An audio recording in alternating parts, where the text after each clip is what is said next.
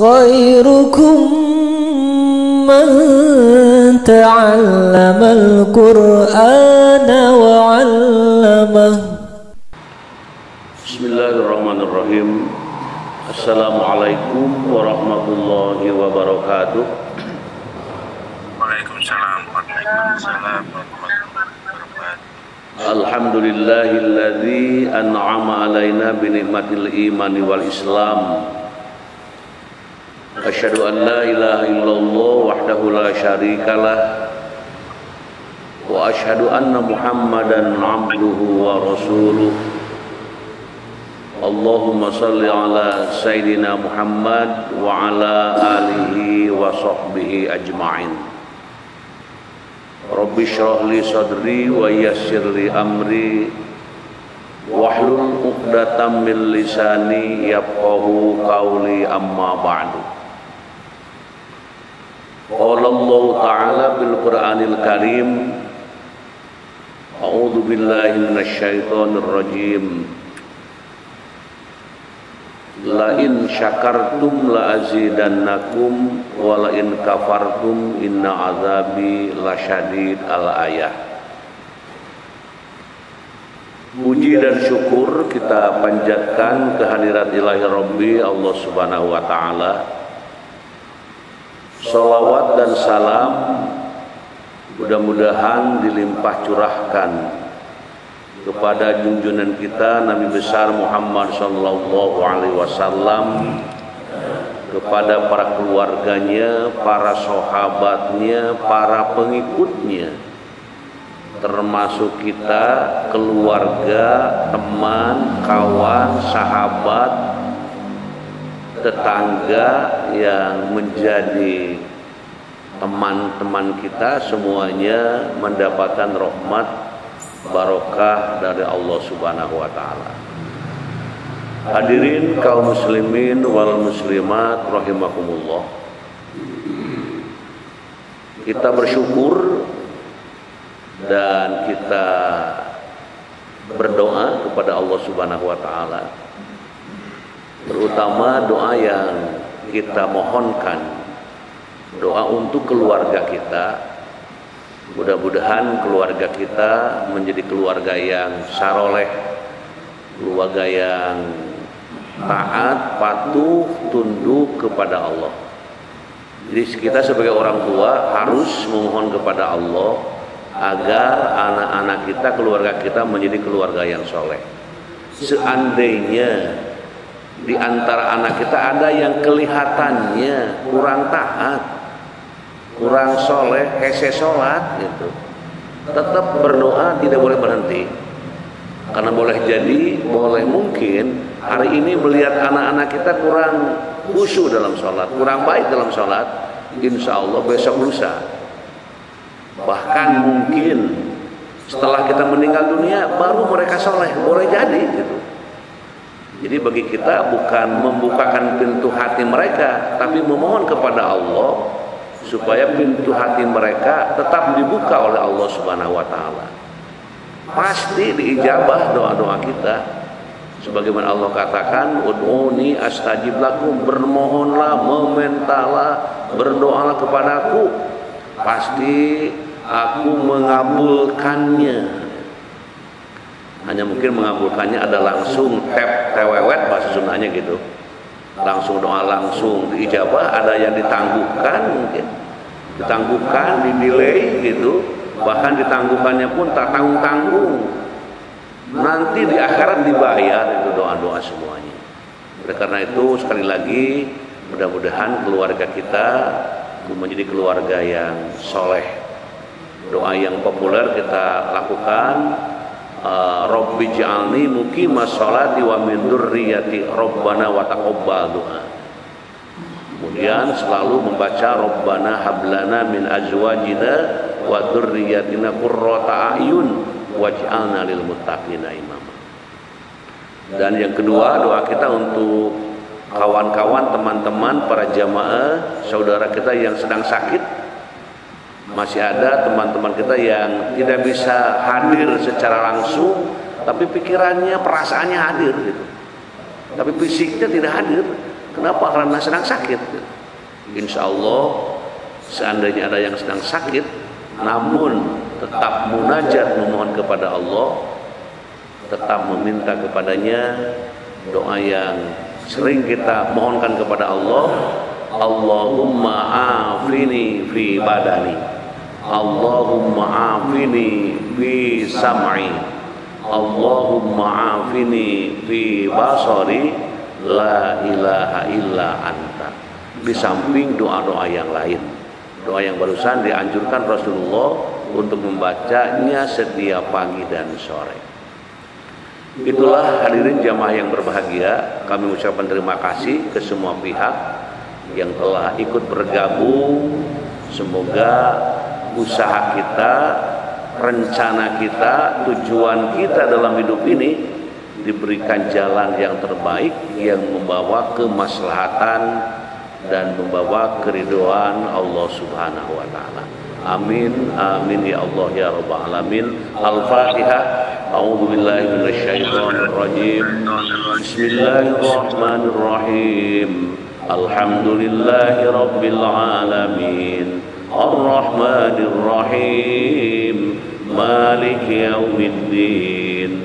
Iyyaka na'budu wa iyyaka nasta'in. Ihdinas siratal mustaqim. Siratal ladzina an'amta 'alaihim ghairil maghdubi 'alaihim waladdallin.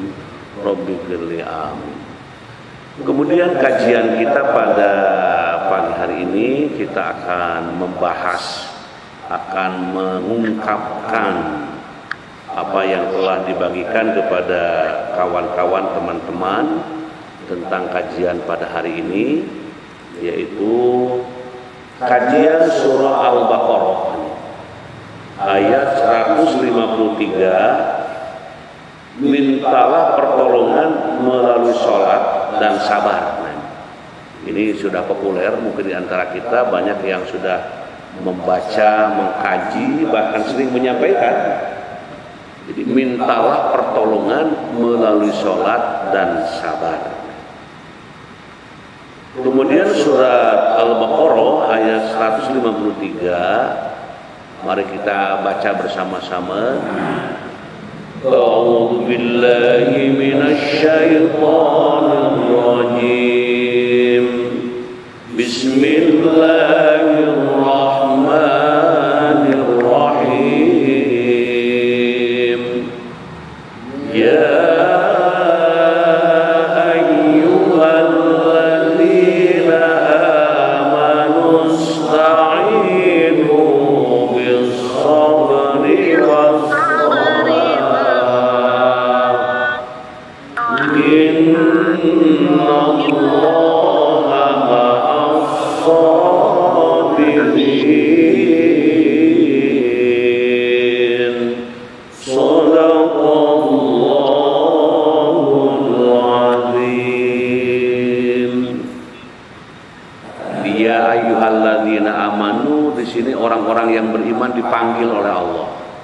Dan mudah-mudahan kita yang hadir, yang belum hadir, yang tidak bisa hadir, semuanya terpanggil dengan ayat ini. Artinya menjadi orang-orang yang beriman. Ya ayyuhalladzina amanu, wahai orang-orang yang beriman. Yang beriman itu yang percaya, yang yakin, ya, sepenuh hati, gitu. Yakin sepenuh hati kepada Allah, sebagaimana yang diungkapkan dalam rukun iman, memohon, meminta kepada Allah. Nah, orang-orang yang beriman itu dipanggil oleh Allah Subhanahu wa taala. Wahai orang-orang yang beriman. Dan ketika kita dipanggil wahai orang-orang yang beriman, kita langsung ya memberikan perhatian atas panggilan itu. Selanjutnya ista'inu. Nah, ista'inu bis-sabri was-shalah. Jadi di sini meminta tolonglah kalian. Nah, di sini atau jadikanlah sabar dan sholat sebagai penolongmu. Jadikanlah sabar dan sholat sebagai penolongmu. Innallaha ma'as-sabirin, sesungguhnya Allah beserta orang-orang yang sabar. Jadi Allah itu cinta, sayang ya kepada orang yang sabar. Cinta, sayang, memberikan rahmat, memberikan kebaikan. Apapun yang diberikan Allah kepada kita, seandainya kita sedang diberi rahmat, semuanya disyukuri. Disyukuri. Katakan saja yang menyenangkan hati disyukuri, yang menyakitkan hati disyukuri. Mengapa? Karena menjadi orang yang sabar. Jadi hai orang-orang yang beriman, jadikanlah sabar dan salat sebagai penolongmu, sesungguhnya Allah beserta orang-orang yang sabar. Selanjutnya asbabun nuzul dari ayat ini. Ayat ini turun karena Allah memerintahkan hambanya yang beriman untuk senantiasa meminta kepada Allah dalam segala urusan mereka, baik urusan agama, urusan akhirat maupun urusan dunia, dengan sabar dan salat. Ayat ini turun setelah perintah bersyukur. Di ayat ini, ayat yang kita baca ini turunnya setelah perintah bersyukur. Bersabar di sini, nah bertanya orang, bersabar di sini apa? Bersabar di sini adalah bersabar ya, dalam menjalankan salat, di mana jiwa menjadi tenang dengannya, serta mampu mencegah dari perbuatan keji dan munkar. Jadi bersabar di sini adalah bersabar dalam menjalankan salat. Di salat itu harus sabar gitu.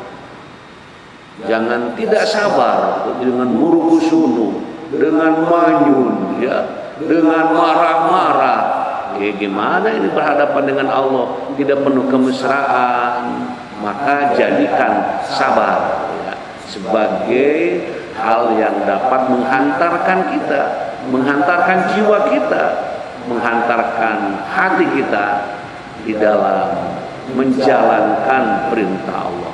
Maka di sini katakan bersabar di sini adalah bersabar dalam menjalankan salat, di mana jiwa kita tenang, gitu ya, tenang dengannya, gitu. Jadi tidak ada sesuatu kegelisahan, tidak ada sesuatu keresahan, tapi menjadi tenang dengannya serta mampu mencegah dari perbuatan keji dan munkar.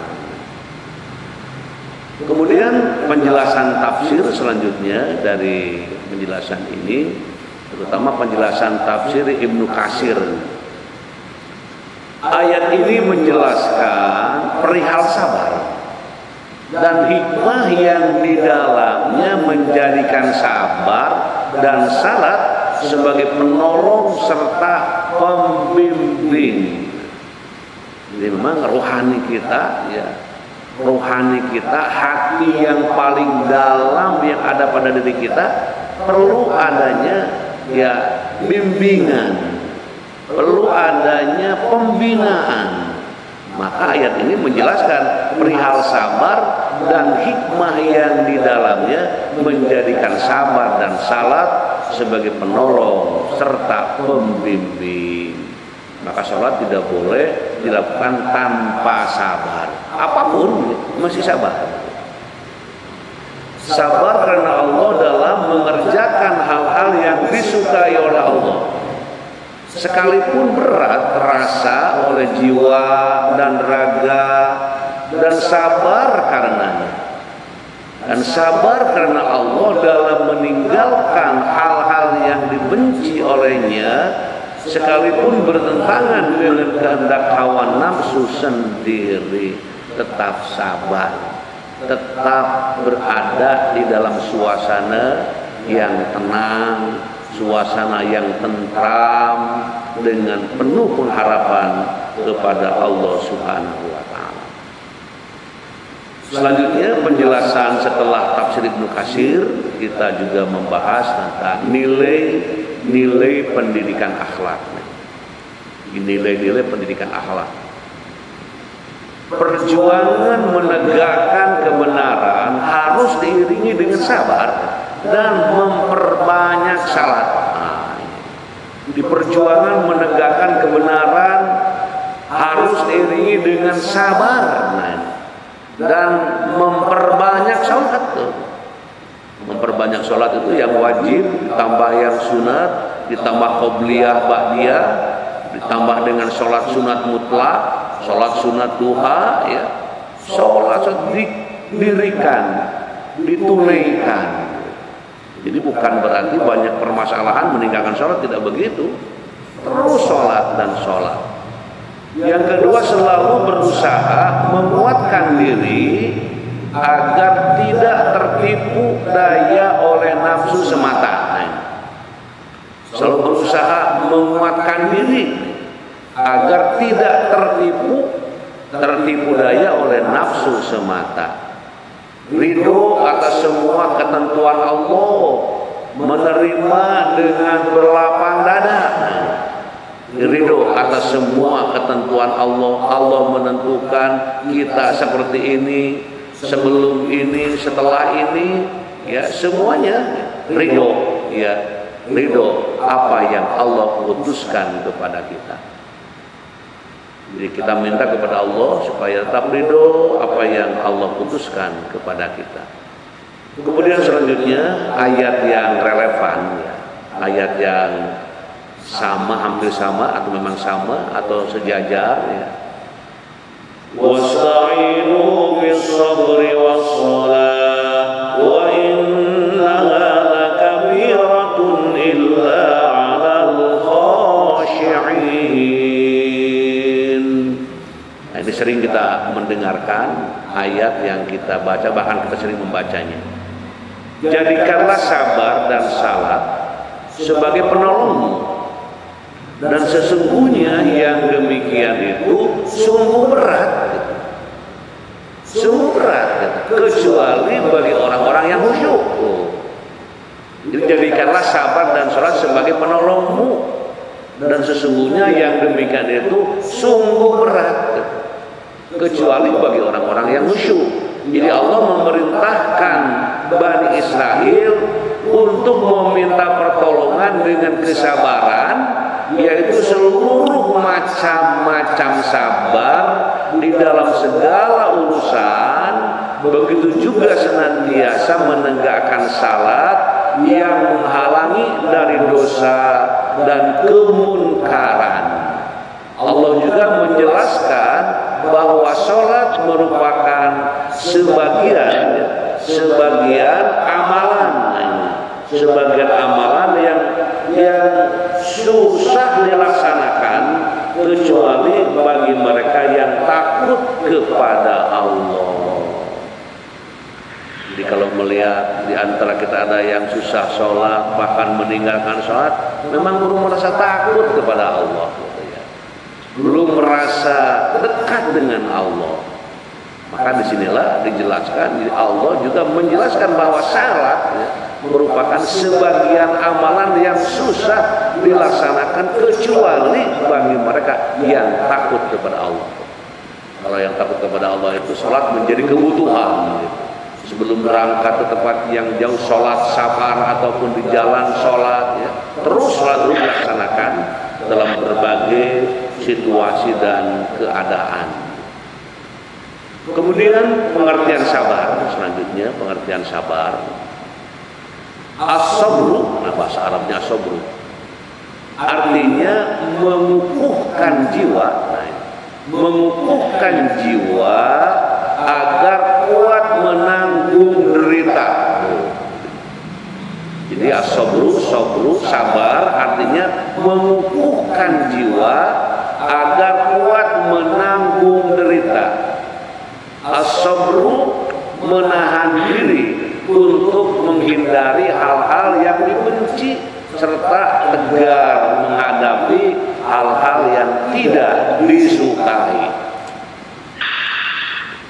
Jadi begitu sabar. Sabar itu menahan diri. Bukan tidak mampu saya untuk melawan saudara, bukan tidak mampu saya membalikan apa yang saudara lakukan, tapi menahan diri itu lebih indah. menahan diri lebih indah untuk menghindari hal-hal yang dibenci serta tegar menghadapi hal-hal yang tidak disukai. Subhanallah. Makanya tadi sabar itu besar manfaatnya. Kesabaran adalah pengendalian dan penjagaan diri terhadap hal-hal yang dibenci. Kesabaran adalah pertolongan yang besar terhadap segala sesuatu, karena sama sekali tidak ada jalan bagi orang yang tidak bersabar untuk mendapatkan apa yang diinginkannya, khususnya dalam hal ketaatan yang sangat sulit dan berkesinambungan, di mana hal itu sangatlah membutuhkan kesabaran, membutuhkan kesabaran dan keberanian untuk merasakan kepahitan yang menyakitkan. Jadi sabar itu perjuangan, bukan sekedar sabar aja, sabar aja. Kalau kata-kata sabar mudah diucapkan, tapi perlu adanya perjuangan, adanya menahan diri, untuk tetap tenang, tegar, walaupun menyakitkan yang kita rasakan. Hinaan orang itu tidak menyenangkan, tapi karena sabar dihadapi dengan penuh senyum. Kemudian pengertian sholat. Sholat adalah tiang agama dan cahaya kaum mukminin. Ia merupakan sarana penghubung antara seorang hamba dengan Tuhannya. Jadi sholat adalah tiang agama dan cahaya kaum mukminin. Cahaya orang yang sholat itu wajahnya ceria, ucapannya, kata-katanya, ya, itu luar biasa. Jika salah seorang hamba sempurna menggabungkan yang wajib dengan yang sunnah, ia pun melaksanakannya dengan khusyuk dan merasakan sedang berdiri di hadapan Tuhannya, sebagaimana berdirinya seorang hamba yang menjadi pelayan dengan memperhatikan adab yang baik, memperhatikan apa yang dia baca dan dia lakukan, maka sudah pasti sholat tersebut menjadi penolong terbesar dalam semua masalah. Dibayangkan kalau di rumah kita sholat, tetangga kita sholat, masyarakat se-RT semua sholat, se-RW semua sholat, sekelurahan semua sholat, ya, kemudian sekecamatan, seprovinsi, se-Indonesia semua sholat, masya Allah. Permasalahan itu pasti akan segera berlalu, diatasi dengan sholat dan juga dengan sabar. Khusyuk, nah ada kata-kata khusyuk sering kan kita khusyuk ini, ya. Khusyuk adalah ketundukan hati, ketentraman dan ketenangannya karena Allah Ta'ala, serta kepasrahannya di hadapan Allah dengan segala bentuk, ya, menghinakan diri, rasa butuh dan iman kepadanya. Khusyuk. Kan dulu ada orang yang bertanya, khusyuk teh cenah hese gitu. Ya perjuangkan gitu, ya. Perjuangkan terus, ya. Walaupun khusyuknya mungkin khusyuk kelas ke-11, kelas ke-20 mungkin, tapi tetap khusyuk, ada perjuangan, ada ketundukan hati, ketentraman dan ketenangannya karena Allah Ta'ala, serta kepasrahannya di hadapan Allah dengan segala bentuk, menghinakan diri, gitu, ya, rasa butuh dan iman kepadanya. Kemudian hadirin jamaah yang berbahagia, setelah pengertian sholat kita akan mengungkap 3 macam kesabaran berdasarkan Al-Quran. 3 macam kesabaran. Sabar dalam ketaatan kepada Allah hingga mampu menunaikannya. Sabar dalam dalam ketaatan kepada Allah hingga mampu menunaikannya. Subhanallah. Sabar dalam menjauhi kemaksiatan karena kemaksiatan dilarang oleh Allah Subhanahu wa taala. Sabar atas takdir Allah yang memilukan agar tidak memakinya. Disabar dalam ketaatan kepada Allah hingga mampu menunaikannya. Jadi mampu menunaikannya, menjalankannya, mendirikannya. Sabar dalam menjauhi kemaksiatan karena kemaksiatan dilarang oleh Allah Subhanahu wa taala. Sabar atas takdir Allah yang memilukan agar tidak memakinya. Kalau kita sudah ditakdirkan seperti ini, ya sudah terima dengan penuh kepasrahan, perjuangan, ketaatan kepada Allah. Hadirin jamaah yang berbahagia, selanjutnya kita akan membahas tentang kisah teladan. Ali Ibnul Husain Zainul Abidin mengatakan, apabila Allah menghimpun semua manusia dari yang pertama hingga yang terakhir, maka terdengarlah suara seruan, di manakah orang-orang sabar? Hendaklah mereka masuk ke surga sebelum ada hisab, tanpa dihisab. Maka bangkitlah segolongan manusia, lalu mereka bersua dengan para malaikat yang bertanya kepada mereka, kemanakah kalian, hei anak Adam? Mereka menjawab, ke surga. Para malaikat bertanya, sebelum ada hisab? Mereka menjawab, iya. Oh gitu ya, jadi dialognya. Kemudian setelah menjawab iya, para malaikat bertanya, siapakah kalian ini? Siapa kalian ini? Mereka menjawab, kami adalah orang-orang yang sabar. Para malaikat bertanya, apakah sabar kalian? Apakah sabar kalian?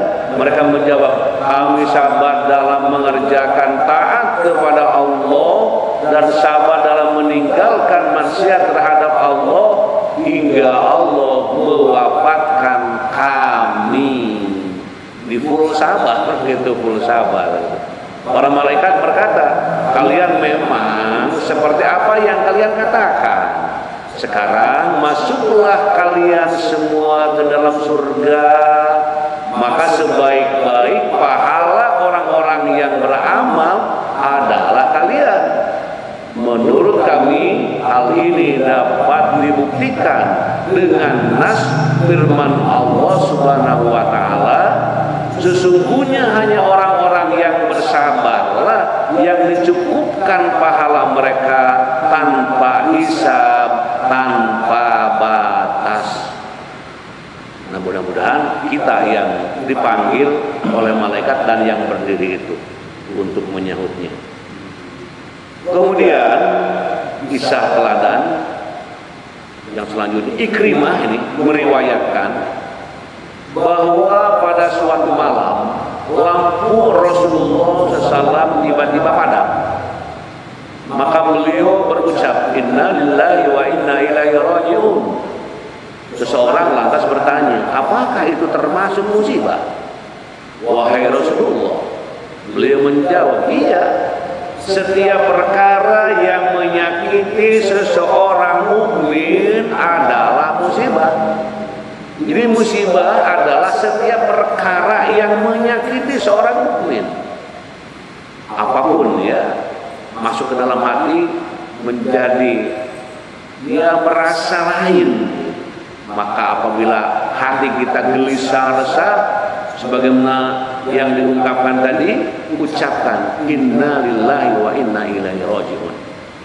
Demikian Rasulullah SAW setiap menghadapi suatu masalah senantiasa mengerjakan salat dan meminta pertolongan kepada Allah, sebagaimana disebutkan dalam sebuah hadis bahwa Rasulullah SAW jika menghadapi suatu masalah maka beliau mengerjakan sholat. Masalah apa saja? Mungkin kalau mahasiswa masalah tugas-tugas, masalah studi, menyelesaikan studi, susah dan susah. Masalah tugas di rumah, masalah tugas di kantor, dimanapun, maka sholat menjadi amalan yang paling hebat, paling utama. Hadirin jamaah yang berbahagia, dunia, nah ini ya, dunia adalah tempat ujian dan cobaan. Jadi kita hidup di tempat ujian dan cobaan. Yang baik dan ada juga yang buruk. Cobaan itu ada yang baik, ada yang buruk, ada yang disambut dengan senyum, ada yang disambut dengan penuh kesabaran dengan perjuangan. Kullu nafsin dha'iqatul mauti wa lanabluukum bisyarri wal khairi fitnatan wa ilaina turja'un. Setiap yang bernyawa akan merasakan mati. Hidup pokoknya siap-siap merasakan kematian. Orang hidup akan merasakan kematian. Setiap yang bernyawa akan merasakan mati. Kami akan menguji kamu dengan keburukan dan kebaikan sebagai cobaan, dan kamu akan dikembalikan hanya kepada kami. Begitu kata Allah. Di setiap yang bernyawa akan merasakan mati, kami akan menguji kamu dengan keburukan dan kebaikan. Kalau kita mendapatkan kesuksesan, itu ujian. Kita mendapatkan kegagalan, itu ujian. Semuanya ujian. Dan kamu akan dikembalikan hanya kepada Allah. Allah Azza wa Jalla menguji hambanya dengan karunia yang baik untuk menguji syukurnya, dan mengujinya dengan malapetaka untuk menguji kesabarannya. Musibah terbesar adalah musibah dalam agama. As-Samarkandi atau Abu Ahmad menyebutkan dalam musnadnya dari Atok bin Abi Robah. Nah itu. Kemudian setelah menjelaskan tentang dunia, 3 nikmat melalui musibah. 3 nikmat melalui musibah. Umar ibn Khattab radhiyallahu anhu berkata beliau ya, dalam setiap musibah yang ku alami, kata beliau, pasti aku mendapatkan 3 nikmat. Luar biasa ini ya. Umar ibn Khattab mengatakan, setiap musibah yang ku alami pasti aku mendapati 3 nikmat. Yang pertama ini, musibah itu tidak menyangkut agamaku. Nah, yang kedua, musibah itu tidak lebih besar. Yang ketiga, Allah memberi balasan yang besar atasnya. Selanjutnya ia membaca firman Allah Ta'ala, ulaika alaihim salawatum min rabbihim wa rahmah wa ulaika humul muhtadun. Mereka itulah yang mendapat keberkatan yang sempurna dan rahmat Allah dari Tuhan mereka, dan mereka itulah orang-orang yang mendapat petunjuk. Kemudian kita membahas keutamaan sabar. Keutamaan sabar. Sebagian kesalahan dihapus. Nah ini keutamaan sabar teh. Kalau kita sabar ya, sebagian kesalahan dihapus. Imam Muslim meriwayatkan dari Abu Hurairah radhiyallahu an ya, bahwa ya di sini dikatakan ya, apabila ya ataupun ma yusibul muslim min wasabin wala nasabin wala saqomin wala jazanin hatta alham yuhammuhu illa kufira bihi min sayyiati. Di sini jelas, apabila seseorang mukmin mengalami sakit, capek, ya biasa kan capek, sakit, atau sedih gitu, capek, sedih, ya biasa itu. Bahkan meski hanya mengalami kegelisahan, maka itu akan menyebabkan sebagian kesalahannya dihapus. Ya, apabila seorang mukmin, tapi harus seorang mukmin nih, harus seorang mukmin mengalami sakit, capek, belum saya capek seergawe gitu, atau sedih gitu ya. Bahkan meski hanya mengalami kegelisahan, maka itu akan menyebabkan sebagian kesalahannya dihapus bagi seorang mukmin. Kemudian diberi petunjuk, Allah bakal memberikan kabar gembira, petunjuk, berkah dan rahmatnya kepada orang-orang yang sabar. Hal ini sesuai dengan surah Al-Baqarah ayat 155 sampai 157. Diungkapkan di situ. Kemudian selanjutnya kesudahan yang baik. Nah ini kesudahan yang baik, kesudahan yang baik. Allah Subhanahu wa taala menjanjikan orang-orang yang sabar memenuhi kesudahan yang baik setelah melewati cobaan dan ujian yang diberikan. Janji Allah ini terdapat dalam surah Hud ayat 49 dan Ar-Ra'd ayat 22. Di kesudahan yang baik. Yang selanjutnya keberuntungan, keutamaan sabar. Allah Subhanahu wa taala juga bakal memberikan keberuntungan bagi orang-orang yang sabar sesuai dengan surah Ali Imran ayat 200. Tuh. Kita baca nanti selesai ini, buka lagi ayatnya. Kemudian keutamaan sabar disukai Allah.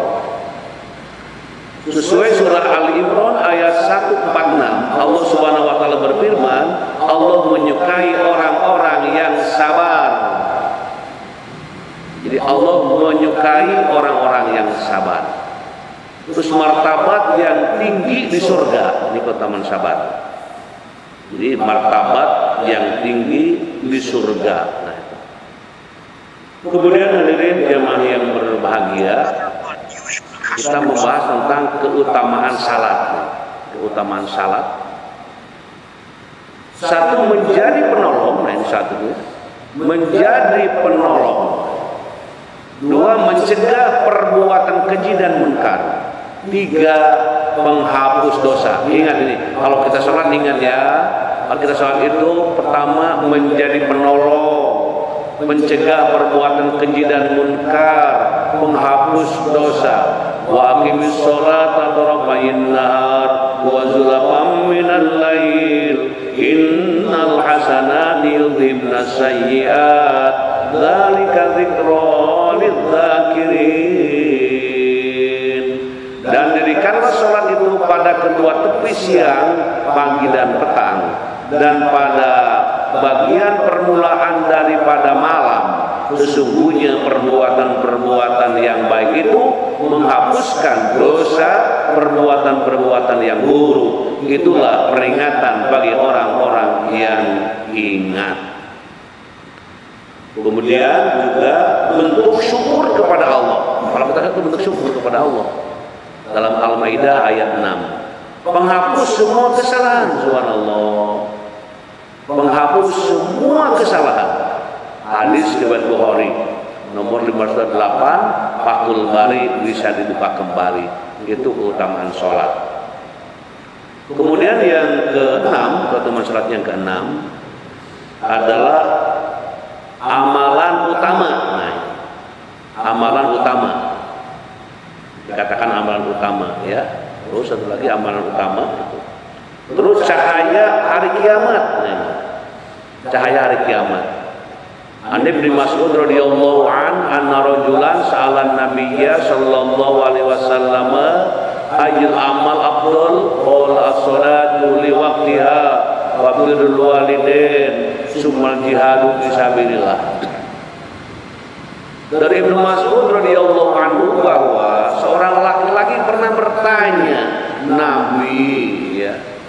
Nabi SAW, amalan apa yang paling utama ya Rasulullah? Nabi menjawab, sholat tepat pada waktunya, berbakti kepada kedua orang tua, dan jihad fisabilillah. Nah ini kata Rasulullah SAW. Amal yang paling utama itu apa tadi? Yang pertama adalah ya sholat tepat waktu. Jangan mengulur-ulur waktu. Sholat itu harus tepat waktu. Jangan sampai habis waktu baru sholat. Nah, tidak boleh, tepat waktu. Berbakti kepada kedua orang tua, baik orang tua masih ada atau sudah tidak ada, tetap mendoakan orang tua, berbakti kepada kedua orang tua, dan jihad fisabilillah. Yang ketujuh, cahaya di hari kiamat. Dari Abdullah bin Amru dari Nabi SAW bahwasanya suatu hari beliau pernah menyebutkan mengenai salat seraya bersabda, barang siapa yang menjaganya ia akan mempunyai cahaya, bukti dan keselamatan kelak di hari kiamat. Dan barang siapa yang tidak menjaganya maka ia tidak mempunyai cahaya, bukti dan keselamatan pada hari kiamat, dan ia akan tinggal bersama Qarun, Fir'aun, Haman, dan Ubay bin Khalaf. Hadis riwayat Ahmad nomor 6288. Hadirin jamaah yang berbahagia, selanjutnya setelah itu kita membahas tentang adab meminta pertolongan. Diminta tolong itu ada adab-adabnya, ada ya cara-cara yang dituntun, yang diberikan ajarannya, ada adab-adabnya, ada ya sopan santunnya. Mengutip karya dari tokoh ulama Islam terkenal ya, yang bernama Imam An-Nawawi dalam Al-Zakrul, dalam Az-Zakarul Mutahabbah min kalami Sayyidil Abror, ada 10 adab berdoa. Nah, ini coba kita cek satu persatu, sudahkah kita memakai adab kalau berdoa? Yang pertama, di waktu mulia seperti hari Jumat. Hari Jumat itu jangan dibiarkan, jadikan untuk berdoa ya. Dua, memanfaatkan kondisi-kondisi istimewa untuk berdoa seperti saat sujud. Kita kan sudah tahu ada doa yang pada sujud. Allahumma firli dhanbi kullahu dikkahu wa jillahu wa awwalahu wa akhirahu wa alaniyatahu wa sirrahu. Nah, doa itu doa dari Rasulullah. Jika Anda sujud, mintalah, mohonlah kepada Allah seperti yang diungkapkan barusan. Allahumma firli dhanbi kullahu dikkahu wa jillahu wa awwarahu wa akhirahu wa alaniyatahu wa sirrahu. Artinya, ya Allah, ampuni dosa-dosaku semuanya. Terus apa? Yang besar-besarnya, yang kecil-kecilnya, awalnya, akhirnya, yang tersengaja atau disengaja, dan yang tersembunyi. Masya Allah. Saya kira ini banyak yang sudah mengamalkan ya doa itu di kala sujud. Ketiga, menghadap kiblat dan mengangkat kedua tangan. Gitu. Supaya kelihatan orang berdoa mengangkat tangan ya. Menghadap kiblat, jangan kemana saja, menghadap kalau berdoa ke kiblat. Kemudian mengatur volume suara agar tidak terlalu keras, juga tidak terlalu rendah, apalagi kalau berjamaah ya di masjid. Kalau bisa kedengaran oleh telinga sendiri, ratapan permohonan ya, langsung dirinya yang mengetahui. Kemudian menghindari kalimat bersajat dalam doa agar tidak berlebihan. Nah, itu jangan seperti bersajak berdoa itu ya. Kemudian yang nomor 6-nya ya, berdoa dengan penuh ketundukan, kehusyuan dan ketakutan kepada Allah. Mantap hati dalam berdoa dan menaruh harapan besar dalam berdoa, meminta terus menerus dalam berdoa, membuka doa dengan lafaz zikir dan taubat. Nah, itu adab meminta, adab memohon pertolongan kepada Allah Subhanahu wa taala. Kemudian selanjutnya masih ada paparan sedikit lagi, adab melaksanakan salat sekarang. Hati yang ikhlas. Jadi kalau kita menunaikan sesuatu harus hati yang ikhlas gitu ya. Di mana Allah Subhanahu wa taala padahal mereka tidak disuruh kecuali supaya menyembah Allah dengan memurnikan ketaatan kepadanya dalam menjalankan agama yang lurus, dan supaya mereka mendirikan salat, menunaikan zakat, dan yang demikian itulah agama yang lurus. Oh, gitu. Menyempurnakan wudu. Dari Abu Hurairah radhiyallahu anhu, Rasulullah SAW bersabda, maukah kalian aku tunjukkan sesuatu yang dengannya Allah menghapus kesalahan dan meninggikan derajat? Mereka menjawab, mau ya Rasulullah. Beliau bersabda, menyempurnakan wudu walaupun di waktu yang sulit, begitu ya. Jadi menyempurnakan wudu yang sempurna walaupun sulit keadaannya. Kemudian juga di sini al-makarih artinya kondisi sulit karena cuaca dingin atau semisalnya gitu ya, ya terjadi. Memperbanyak langkah ke masjid. Nah, ini para kaum laki-laki jangan sholat di rumah, ke masjidlah, berkumpul dan menunggu sholat dalam masjid. Kalau bisa datang ke masjid sebelum azan berkumandang, tos calik duduk di masjid. Itulah ar-ribaat, artinya mengerjakan ketaatan, kesempurnaan bagi kalian. Begitu kata Rasulullah SAW. Kemudian selanjutnya, selain hati yang ikhlas, bersegera melaksanakan sholat. Nah, bersegera. Dari Abu Hurairah radhiyallahu anhu yang berkata, sesungguhnya Rasulullah SAW bersabda, seseorang akan dianggap sedang sholat selama ia menunggu waktu sholat.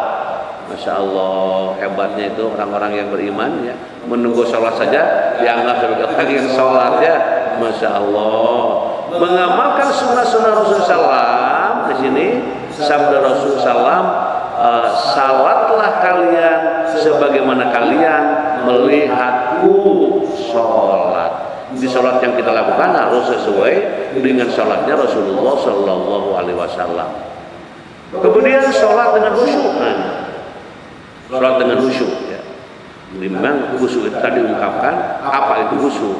Salah satunya khusyuk tenang, artinya itu ya, apa yang dilakukan itu tenang, sadar, sabar, yang dilaksanakan dengan penuh pengharapan kepada Allah Subhanahu wa taala. Hadirin yang berbahagia, doa agar diberikan kesabaran ya, diberikan kesabaran dan keturunan yang selalu menegakkan sholat. Nah, di doanya ini nih. Doanya kalau kita ingin ya diberikan kesabaran dan keturunan yang selalu menegakkan salat. Rabbana afrigh 'alaina sabran wa tawaffana muslimin. Nah, doanya ini sudah banyak yang hafal. Rabbana afrigh 'alaina sabran wa tawaffana muslimin. Ya Tuhan kami, limpahkanlah kesabaran kepada kami dan matikanlah kami dalam keadaan muslim. Diminta jadi orang sabar. Kalau suka gede amak wae tah pasihan doa ieu ya.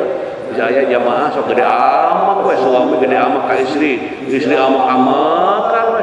maka berikan doa ini. Coba baca mama doana supaya tambah-tambahkan doa. Mana doana? Iya. Rabbana afrigh alaina sabran wa tawaffana muslimin. Dibaca oleh berdua ya. Anak gede amuk di sarwa suruh baca. Siapapun kalau yang amak-amakan suruh baca doa ini. Rabbi ij'alni muqimas sholati wa min dzurriyyati Rabbana wa taqabbal du'a. Ya Tuhanku, jadikanlah aku dan anak cucuku orang-orang yang tetap mendirikan salat. Ya Tuhan kami, perkenankanlah doaku. Waduh, ini hebat doa ini.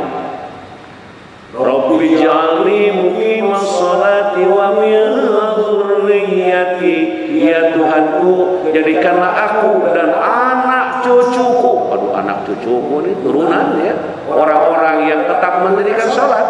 Ya Tuhan kami, perkenankanlah doaku. Ada satu kata-kata yang kurang begitu ya, selorohan gitu. Kunaon cenah budak teh rek salat. Ya tarang doa cenah kitu tah. Tah ieu doana diaun doanya apalagi yang pengantin baru ya, punya anak masih kecil-kecil, punya anak sudah gede-gede, tetap dibaca doa ini ya, tidak terbatas kepada usia. Kemudian akhir dari pengajian ini kesimpulan yang kita sampaikan, ayat ini turun karena Allah memerintahkan hambanya yang beriman untuk senantiasa meminta kepada Allah dalam segala urusan mereka, baik agama, akhirat maupun dunia, dengan sabar dan salat, meneladani kisah teladan. Dunia hanya tempat ujian dan cobaan, mengembalikan semua masalah kepada Allah dengan sabar dan salat, berkumpul bersama orang-orang saleh, banyak berdoa agar senantiasa diberi kesabaran dan menegakkan sholat. Itulah hadirin jamaah yang berbahagia, bahasan kita pada hari ini. Bersyukur kepada Allah, kita masih tetap segar bugar, sehat walafiat, bisa mengikuti kegiatan ini sampai di penghujung di dalam kegiatan ini. Allahumma salli wa barik wa sallim amin. Alhamdulillahi rabbil alamin. Hamdan syakirin, hamdan na'imin, hamdan yuafi ni'amahu wa yukafi mazidah. Ya Rabbana lakal hamdu kama yanbaghi li jalali wajhikal karimi wa 'azimi sultani. Allahumma ighfir lana dhunubana wa kaffir 'anna sayyi'atina wa tawaffana ma'al abrar. Allahumma rabbana hab lana min azwajina wa dhurriyyatina qurrata a'yun waj'alna lil muttaqina imama. Rabbana zalamna anfusana wa illam taghfir lana wa tarhamna lanakunanna minal khasirin.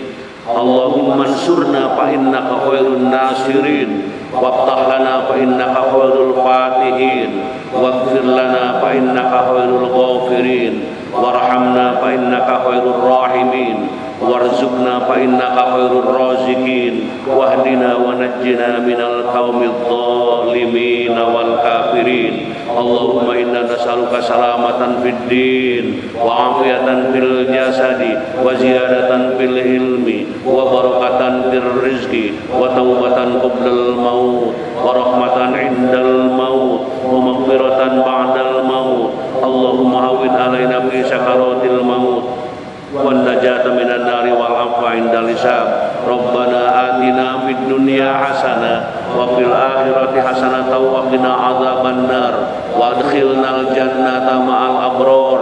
Ya aziz ya ghaffar ya rabbal alamin. Subhana rabbika rabbil izzati amma yasifun wa salamun alal mursalin walhamdulillahi rabbil alamin. Subhanakallahumma wa bihamdika asyhadu an la ilaha illa anta astaghfiruka wa atubu ilaik. Wassalamualaikum warahmatullahi wabarakatuh.